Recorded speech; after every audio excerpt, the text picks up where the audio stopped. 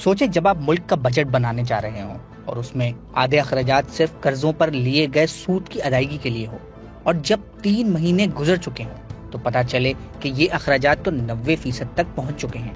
वजारत खजाना की जानिब से जारी अक्टूबर के माशी अशारियों के मुताबिक 22% की बुलंद शरह सूद के बाइस हुकूमत के कर्जों पर सूद की अदायगी इस वक्त तशवीशनाक हद तक ऊपर जा चुकी है। जुलाई से अगस्त तक के 3 महीनों में कर्जों के हुसूल में 45% तक इजाफा, जबकि उस पर सूद की अदायगी में 63% तक इजाफा देखने में आया है। ऐसे में सवाल ये है कि पाकिस्तानी हुकूमत इतना कर्ज क्यों ले रही है, और क्या इस बात के इम्कानात हैं कि हुकूमत मौजूदा कर्जों पर सूद की अदायगी ना कर पाए और डिफॉल्ट कर जाए। गवर्नमेंट डेट लेती है वो अपने फिस्कल डेफिसिट को फंड करने के लिए लेती है। So basically the problem is in our fiscal account. जो फिस्कल अकाउंट है उसमें आपका जितना बड़ा डेफिसिट होगा, you need to borrow money to fund that. जो पाकिस्तान का इस वक्त इस साल सबसे बड़ा प्रॉब्लम बना हुआ है वो है डेट सर्विसिंग की कॉस्ट।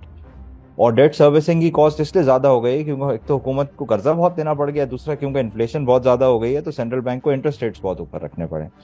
जैसे अगर हम पिछला साल फॉर एग्जांपल देखते हैं तो पिछले साल में हुकूमत ने टैक्सेस से और दूसरे रेवेन्यू से जमा किए 9.6 ट्रिलियन और खर्च किए 16.1 ट्रिलियन, जिसका मतलब है कि ये जो 6.4 ट्रिलियन या 6.5 ट्रिलियन जो हुकूमत को एक्स्ट्रा कैश की जरूरत थी वो हुकूमत को बोरो करने थे। अब देखें, ये बोरो करने के दो तरीके होते हैं। एक तरीका तो ये होता है कि आप किसी और मुल्क से बोरो कर लें या किसी इंटरनेशनल इदारे से बोरो कर लें।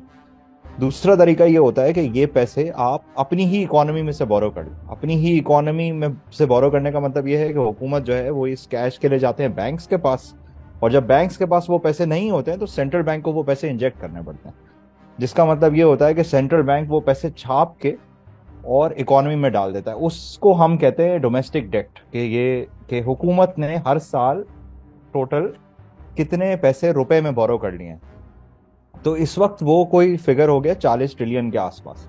जो जो इससे इकोनॉमी के ऊपर फर्क पड़ता है वो ये है कि जब आप जब आप इतने पैसे प्रिंट कर करके इकोनॉमी में डालते जाते हैं तो उससे इन्फ्लेशन होती है। अब ये Aahista Aahista second half of this year के अंदर, मतलब जनवरी से जून 2024 के अंदर एक्सपेक्टेशन यही है कि इंटरेस्ट रेट्स जो है वो वापस नीचे आना शुरू हो जाएंगे और इन्फ्लेशन भी नीचे आने शुरू हो जाएगी। सवाल तो ये भी उठाए जा रहे हैं कि क्या हुकूमत मुकामी कर्जों के बाइस बहुत ज्यादा मकरूज हो गई है और इसके पास इस मसले से निपटने के लिए कोई हल मौजूद है या नहीं। तो इस वक्त जो लास्ट गवर्नमेंट का पब्लिश जीडीपी का नंबर है वो है 105 ट्रिलियन, और जो लास्ट पब्लिश डेट का नंबर है डोमेस्टिक का वो है 40 ट्रिलियन।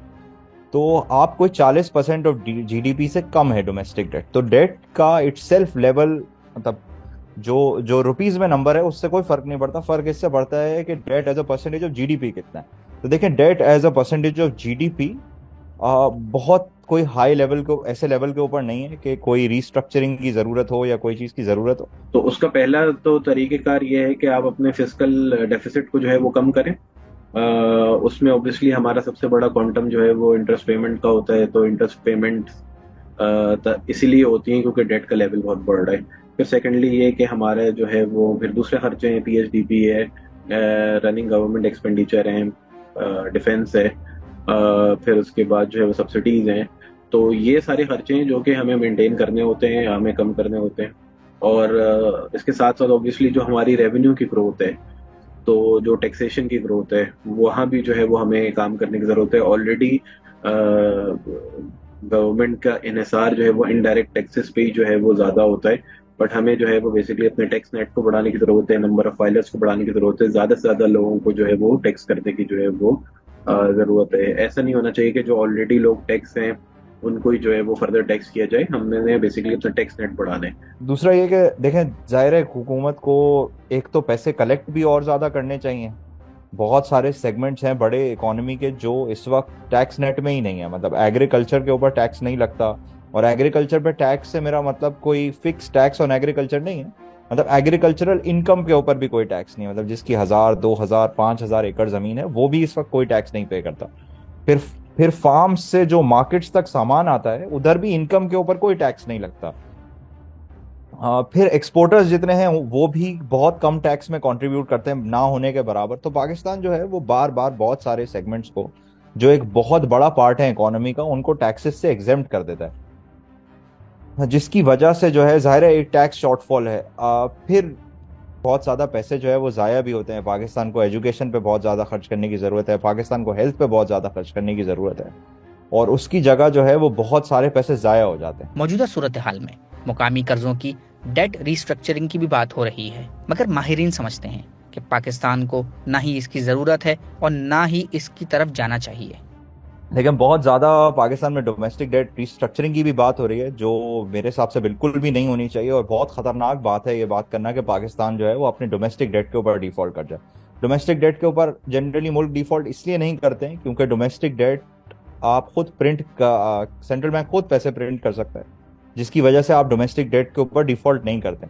अच्छा, ये जो डोमेस्टिक डेट रिस्ट्रक्चरिंग की बातें हो रही हैं, ये इसलिए हो रही हैं कि इस साल पाकिस्तान का जो डेट सर्विसिंग की कॉस्ट है वो बजट में बहुत ज़्यादा होगी, तो इसलिए जो है वो ये बात हो रही है कि डोमेस्टिक डेट को रिस्ट्रक्चर कर दिया जाए ताकि ये फाइनेंस कॉस्ट कम हो जाए। लेकिन ये मेरे हिसाब से ये बहुत ही खतरनाक बात है और इस तरह की बातें नहीं करनी चाहिए बिल्कुल, और ये बहुत ही लंबे अरसे तक बैंकिंग सेक्टर को भी डैमेज कर देगा और बहुत ज़्यादा कॉन्फिडेंस को भी डैमेज कर देगा। मज़ीद न्यूज़ अपडेट्स और डिजिटल स्टोरीज के लिए सब्सक्राइब करें डॉन न्यूज़ पाकिस्तान।